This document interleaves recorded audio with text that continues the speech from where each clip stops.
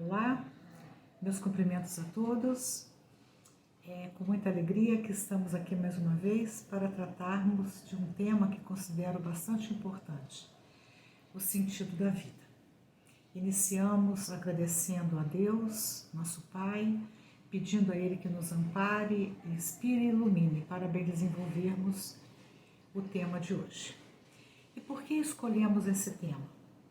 Porque a gente percebe que existe muito vazio existencial nas pessoas. Elas estão perdidas, estão pessimistas, sem propósito, se sentem impotentes diante da vida, sem esperança, não encontram saída para as situações que elas estão vivendo. E algumas dessas pessoas, inclusive, chegam a desistir da própria vida, pela falta de sentido. O suicídio, então, é um dos problemas mais graves da atualidade. As estatísticas indicam que, pela OMS, Organização Mundial da Saúde, que em 2019, uma em cada 100 pessoas cometeram suicídio, e principalmente os homens. Então, será que diante desse vazio existencial, a vida deixa de ter sentido? Então nós nos propomos a refletir sobre isso, tomando por base alguns livros. Rumo às Estrelas, uma psicografia do Divaldo Pereira Franco, por vários autores.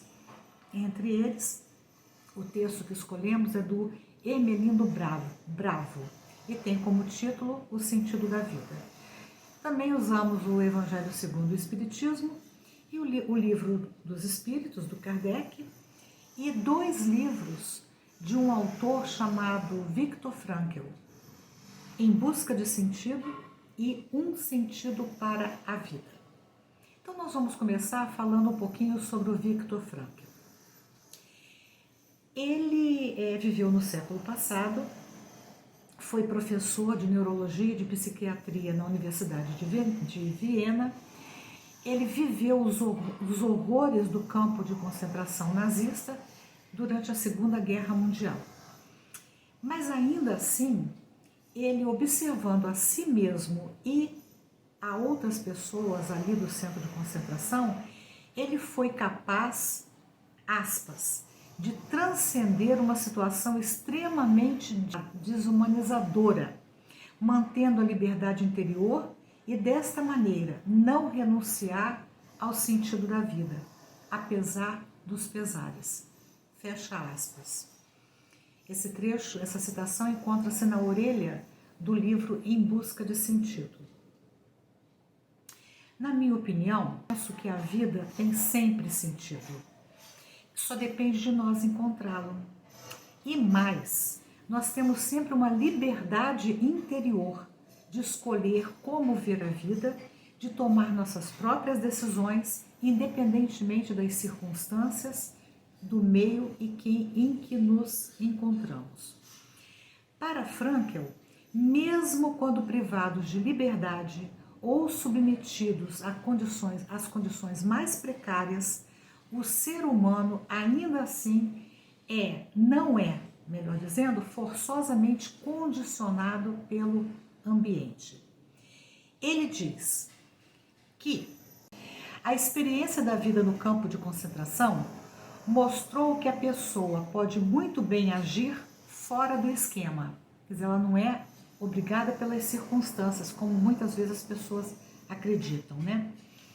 Há suficientes exemplos, muitos deles heróicos, e que continua existindo, portanto, um resquício de liberdade do espírito humano, de atitude livre do eu frente ao meio ambiente, mesmo nessa situação de coação aparentemente absoluta, tanto exterior como interior. Quem dos que passaram pelo campo de concentração não saberia falar daquelas figuras humanas que caminhavam pela área dos prisioneiros, dando aqui uma palavra de carinho, entregando-lhe a última lasca de pão? Então, o que ele está dizendo aqui para nós? Que mesmo nessas circunstâncias extremas, havia solidariedade entre os próprios prisioneiros, ainda que abrindo mão do mínimo de alimento que eles tinham e dando palavras de consolo. Então ele continua, e mesmo que tenham sido poucos, quer dizer, não era a maioria, eram poucos, não deixou de constituir prova de que no campo de concentração se pode privar a pessoa de tudo, menos da liberdade última de assumir uma atitude alternativa frente às condições dadas. A cada dia, a cada hora, no campo de concentração, havia milhares de oportunidades de concretizar essa decisão interior. Uma decisão da pessoa contra ou a favor da sujeição aos poderes do ambiente, que ameaçavam privá-la daquilo que é a sua característica mais intrínseca, a liberdade, e que a induzem com a renúncia à liberdade e à dignidade a virar mero joguete e objeto das condições externas, deixando-se por elas cunhar um prisioneiro típico do campo de concentração. Então, o que ele está dizendo aqui para nós? Que mesmo nessas condições extremas, as pessoas podiam escolher ser diferente e não se tornar um prisioneiro típico do campo de concentração, que é aquele que abriu mão da sua esperança, entregou, né? Desistiu da vida, né? Bom, no Livro dos Espíritos, o Kardec, ele fala sobre a liberdade. E na questão 833, ele vai dizer assim, que no pensamento goza o homem de ilimitada liberdade. E continua Kardec, pois que não há como opor-lhes peias, quer dizer, não dá limite à liberdade de pensar. Pode-se-lhe deter o voo, quer dizer, ele pode estar preso, né? Não pode voar, não pode sair daquela situação, porém não aniquilá-lo, não destruí-lo, não destruir a liberdade de pensar. No campo de concentração, a gente sabe que muitas pessoas foram exterminadas, né, nas câmaras de gás, mas, mantida a vida, eles continuavam tendo a liberdade de pensar. Mas o Frankl ainda continua, aspas, aquilo que sucede interiormente com a pessoa, aquilo em que o campo de concentração parece transformá-la, revela ser o resultado de uma decisão interior. Em princípio, portanto, toda pessoa, mesmo sob aquelas circunstâncias, pode decidir de alguma maneira do que ela acabará sendo, em sentido espiritual. 2 pontos. Um típico prisioneiro de campo de concentração, ou seja, aquela pessoa sem esperança, ou então uma pessoa que também ali permanece sendo ser humano e conserva a sua dignidade. Fecha aspas. Então, o que nós podemos aprender com o Frankl? Que pior que seja a nossa situação, também nós podemos superar situações difíceis.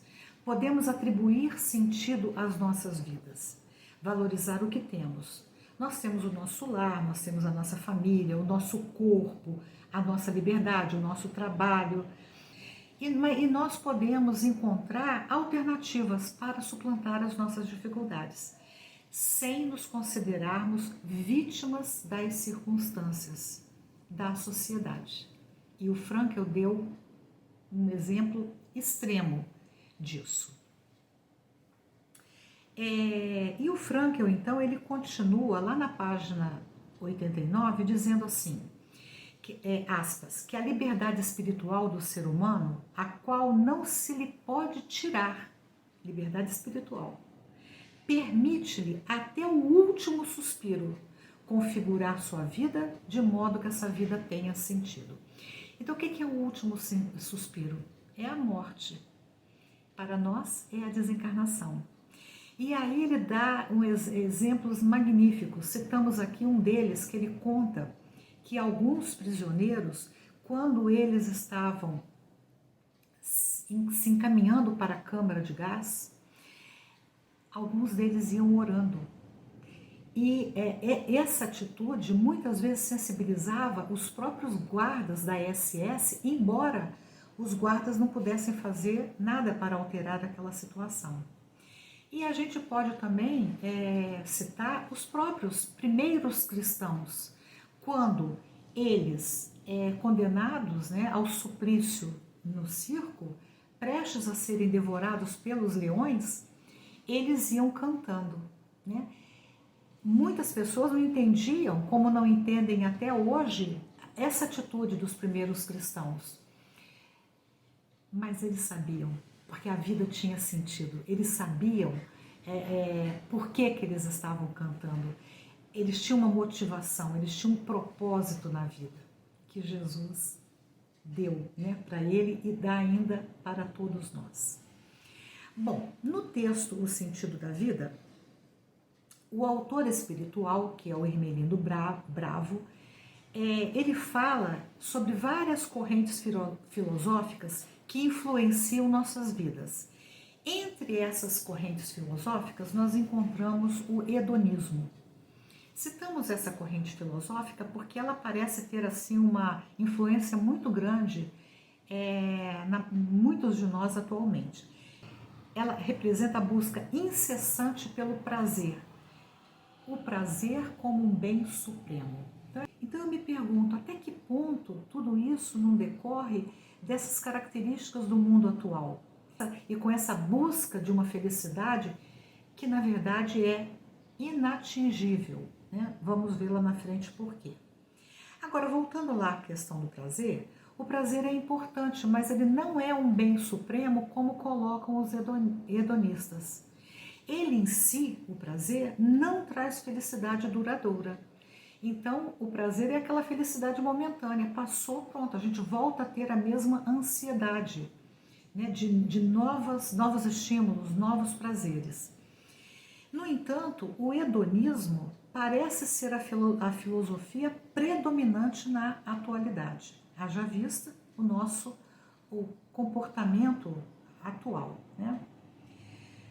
No entanto, o hedonismo não nos prepara para a vida como ela é, porque a vida não é um parque de diversões. A vida tem momentos de alegria, mas tem momentos de tristeza e nós precisamos estar preparados para isso. A vida implica em lutas, golpes, reveses, frustrações, perdas e sofrimentos. É o que a vida é, né? Então, se nós não encontramos um sentido para a vida, nós ficamos muito vulneráveis a essas situações da vida. E não conseguimos, então, enfrentar com coragem os golpes, os reveses, as frustrações, os sofrimentos, né? E não entendemos que tudo isso não é um mal, mas tudo isso favorece o nosso crescimento pessoal. E por fim, alcançarmos então lá na frente a felicidade que nós almejamos, né? Porque a felicidade, do ponto de vista espírita, ela decorre da nossa evolução espiritual, né? Nós evoluímos, nós vamos tendo uma maior compreensão da vida, vamos tendo mais esperança, mais fé, né, na providência divina, vamos nos tranquilizando, vamos entendendo então esse sentido da vida e vamos então encontrando mais felicidade no nosso cotidiano. Agora, enfrentar essas dificuldades exige esforço, exige abnegação, altruísmo, solidariedade. Então, a felicidade, ela não vem gratuitamente, ela não vem embrulhada num papel vermelho com laço, né, de fita. Ela é uma conquista. Então, essa superação das nossas dificuldades nos dá um sentimento de realização, né, porque não veio de graça. um sentimento de autossuperação. Então, olha o que eu consegui, né? De valorizar o que nós temos, porque conseguimos com o nosso esforço. E de aprendermos que somos o que somos, mas que podemos nos tornar pessoas ainda melhores, né? Então, essas lutas do cotidiano, ao contrário de nos derrubar, se nós entendemos a sua função, nós tocamos para frente, crescemos com essas experiências aparentemente negativas. Mas para isso, a gente precisa saber o que dá sentido real à nossa vida. E aí nos perguntamos, será que o sentido vem pelo sucesso, pelo poder, pelas posses? É uma vida sem sofrimento que dá sentido para a nossa vida? Será isso possível? Então, hoje é comum encontrarmos pessoas obstinadas para se livrarem do sofrimento, obstinadas pela felicidade, pelo prazer a qualquer custo. Isso é hedonismo. E falando em felicidade, voltamos lá ao Viktor Frankl. E em um sentido para a vida, ele afirma que a busca obstinada pela felicidade, olha só, impede justamente que alcancemos a felicidade. Interessante, né? E a pessoa, né, que assim procede tem grandes chances de se frustrar, porque nós não vamos alcançar uma felicidade absoluta nessa vida, pois a felicidade completa não existe na Terra. E aí nos reportamos ao Kardec, lá na pergunta, no Livro dos Espíritos, a pergunta 920, que os Espíritos dizem que o homem não pode gozar de completa felicidade na Terra. Por isso que a vida lhe foi dada como prova e expiação, né? Porque nós estamos no mundo justamente porque nós cometemos uma série de equívocos e precisamos também crescer. Então, as provas e expiações nos ajudam a corrigir os nossos erros e também a provar o que nós já aprendemos. Agora, ele também diz, depende de nós a suavização dos nossos males e de ter uma vida tão feliz quanto possível na Terra. Eu me lembro aqui uma ocasião que eu recebi um cartão, né, quando me casei, e recebi muitos cartões de felicidades e tal, né, mas um deles me chamou muita atenção. E esse cartão dizia só isso: saibam ser felizes. Então, nós temos milhões de motivos para encontrar uma felicidade relativa. Mas será que a gente tem sabedoria para saber ser feliz? Para enxergar nas pequenas coisas da vida felicidade? Esse cartão me marcou muito e eu guardo até hoje. E aí, uma pergunta que a gente pode se fazer é por que estamos na Terra? Estamos aqui para construir essa felicidade, o que só é possível através da aquisição de valores espirituais. E os valores espirituais incluem tanto os valores morais como os intelectuais. E isso só se dá ao longo das múltiplas existências, quer dizer, não é só numa reencarnação, né? Vamos e voltamos e passo a passo a gente vai crescendo em sabedoria, em moralidade, em intelectualidade, em entendimento da vida. E aí nos diz o Hermelino Bravo, com o conhecimento do Espiritismo, que demonstra a procedência e o destino do ser, há toda uma ética moral envolvida no sentido da vida, que deve ser considerada desde o ponto de vista mais elevado, portanto superior. Então aqui, né, nessa frase, ele fala, demonstra a procedência e o destino do ser. Então o Espiritismo, ele ao clarear para a gente que nós temos um passado e que esse passado é uma bagagem que chega conosco nessa reencarnação e vai explicar uma série de características nossas, as nossas tendências, as nossas dificuldades, as nossas aquisições anteriores. E também ele fala do nosso destino. Então, que o nosso destino é a angelitude, é o nosso crescimento, né, espiritual. Então, isso nos dá uma perspectiva muito diferente, porque nós passamos a entender que o que nos acontece hoje é resultado das nossas ações pretéritas e também das nossas ações atuais. Mas que nós não precisamos ficar nisso, nós podemos superar todas essas situações a partir das nossas escolhas, das nossas atitudes. O Hermelino Bravo ainda diz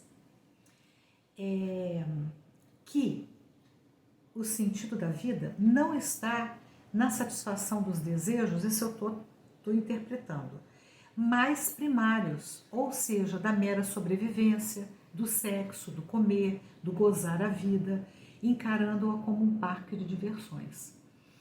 Não, a nossa vida tem uma finalidade maior. Por isso, o Hermelino Bravo, ele fala do destino do ser e fala dessa questão que isso precisa ser visto de um ponto de vista mais elevado, superior, quer dizer, não ficar no aqui e agora da vida, né? Pensar em nós como seres transcendentes.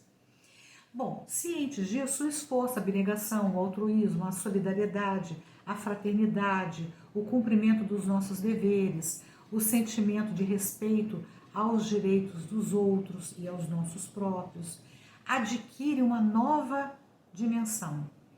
E o próprio sofrimento adquire sentido, né? Porque nós não sofremos à toa, tem uma razão de ser.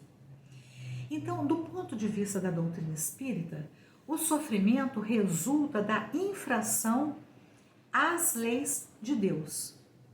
Sob essa perspectiva, ele passa a ser entendido como consequência dos nossos atos e também como um instrumento para corrigirmos os nossos equívocos e também para promover o nosso desenvolvimento espiritual.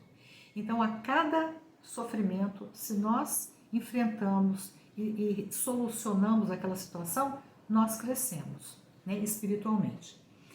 O autor espiritual, o Hermelindo, mais adiante ele afirma, aspas, dessa forma, o homem deixa de ser marionete nas mãos do destino, para transformar-se em um ser atuante, com definidos compromissos que o alcançam até chegar ao último ponto do seu processo evolutivo. Então, o homem deixa de ser marionete, quer dizer, ele toma as rédeas da sua vida, né? E ele vai atuar no sentido de progredir cada vez mais até chegar ao último ponto do seu processo evolutivo. Qual é? Aquele ponto em que a gente alcança a angelitude, né? Que é o que os espíritos falam para nós, né?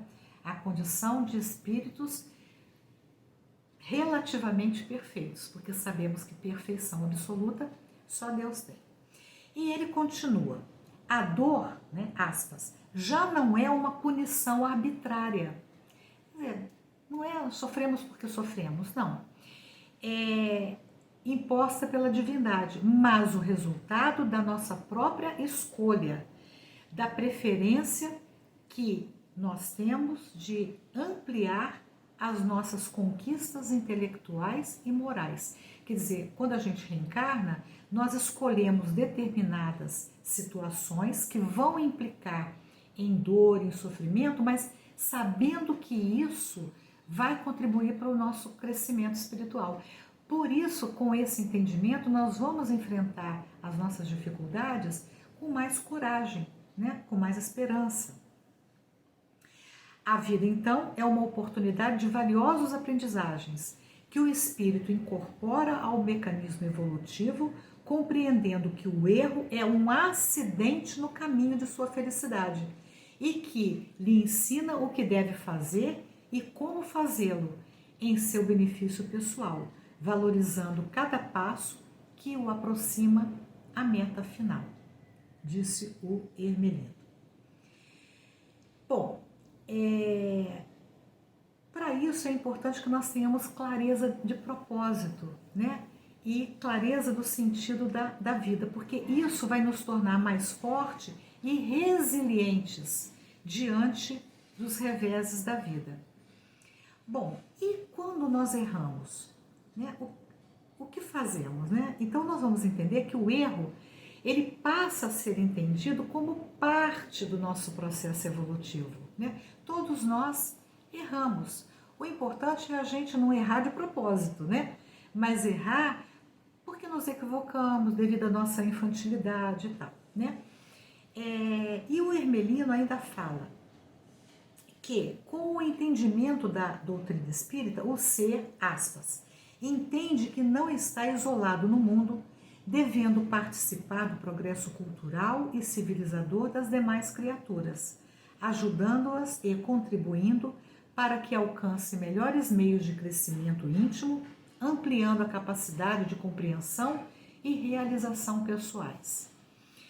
Portanto, e fecha aspas, né? Então, portanto, nós podemos encontrar sentido ajudando o nosso próximo, sentido da vida, né? Ajudando, sendo útil, fazendo bem, compartilhando o nosso conhecimento, fazendo diferença na vida dos companheiros de caminhada.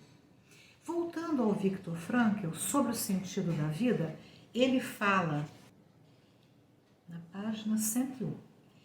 Ele diz assim: o que se faz necessário aqui é uma reviravolta em toda a colocação da pergunta pelo sentido da vida. Precisamos aprender e também ensinar as pessoas em desespero que, a rigor, nunca e jamais importa o que nós ainda temos a esperar da vida, mas sim exclusivamente o que a vida espera de nós. Lindo isso, né?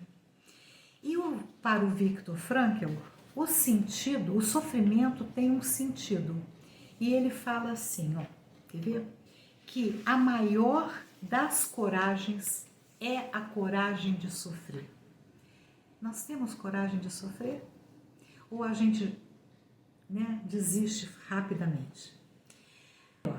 Hoje, independente da idade, parece nos faltar coragem de sofrer. Por que será?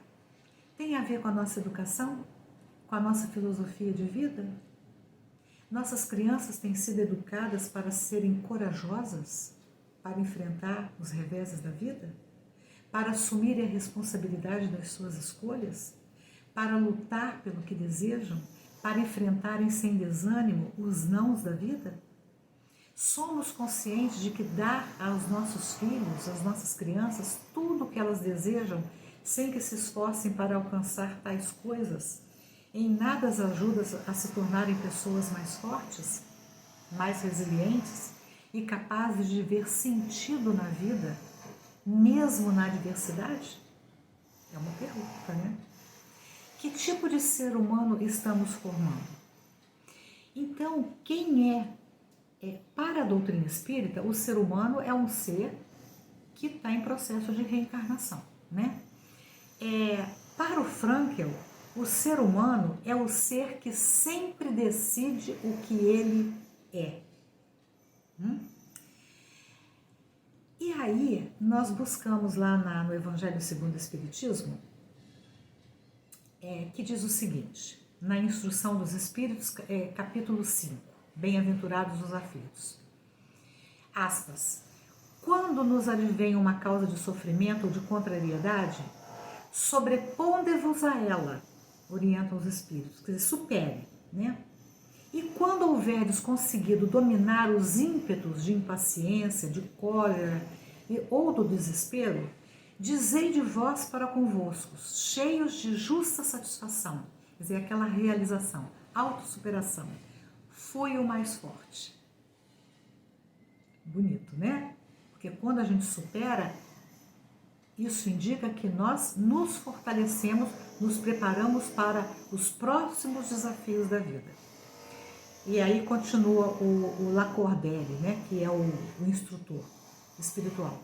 Bem-aventurados os espíritos, os aflitos, pode então traduzir-se assim: bem-aventurados os que têm ocasião de provar sua fé, sua firmeza, sua perseverança e sua submissão à vontade de Deus. Bom, voltando lá ao testemunho do Frankl, ele é fundamental nos dias de hoje, porque ele pode nos dar ânimo, esperança a qualquer um de nós em situações aparentemente sem sentido. Veja, o Franklin vivia numa situação que ele podia se perguntar, mas por que eu estou aqui? Imagina, né? Não fiz nada de errado para merecer isso, não fazia aparentemente sentido. Mas a doutrina espírita diz que nada nos acontece por acaso, certo? Então ela nos consola, ensinando, inclusive, que diariamente a vida nos oferece sinais da providência divina em nossas vidas. São sinais de sentido e basta estarmos abertos para percebê-los. E aí do livro, na orelha do livro do Franklin, abre aspas, tais sinais tornam-se frestas pelas quais podemos vislumbrar o sentido mais profundo e transcendental da vida. Então, minha gente, não é por outra razão que o Ermelindo Bravo, ele diz: o sentido da vida é aproximar a criatura ao seu Criador, por meio do bem que se encontra presente em todos nós, como semente divina que aguarda o sol do amor para germinar e crescer. Para germinar e crescer, até alcançar a plenitude a que a criatura está destinada. Quer melhor sentido de vida do que isso? Saber que tudo que nós passamos aqui, mesmo aquilo que aparentemente representa dor para nós, na verdade são oportunidades para o nosso crescimento e que, portanto, não devemos desistir, devemos continuar, enfrentar e superar e dizer, fui mais forte? Bom, encerramos então, agradecemos a todos que nos acompanharam até aqui e pedindo a Deus, né, que nos dê sabedoria para entendermos o sentido das nossas vidas, valorizando-a sempre. Que assim seja.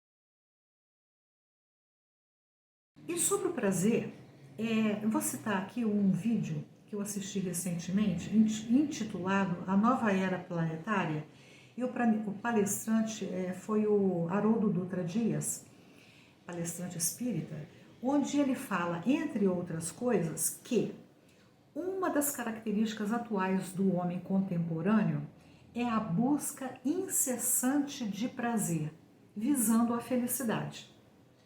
Mas agora, comentário nosso, essa é uma felicidade aparente, né? E o Haroldo ainda complementa que esse prazer em excesso acaba por levar ao tédio. E a gente vê exatamente isso, né? Vocês já repararam como as pessoas falam muito que estão entediadas, né? Pessoas de várias faixas etárias, adultos, jovens, crianças, como elas enjoam rápido das coisas. Existe entre nós uma insatisfação diante da vida, um querer sempre mais, um não saber esperar.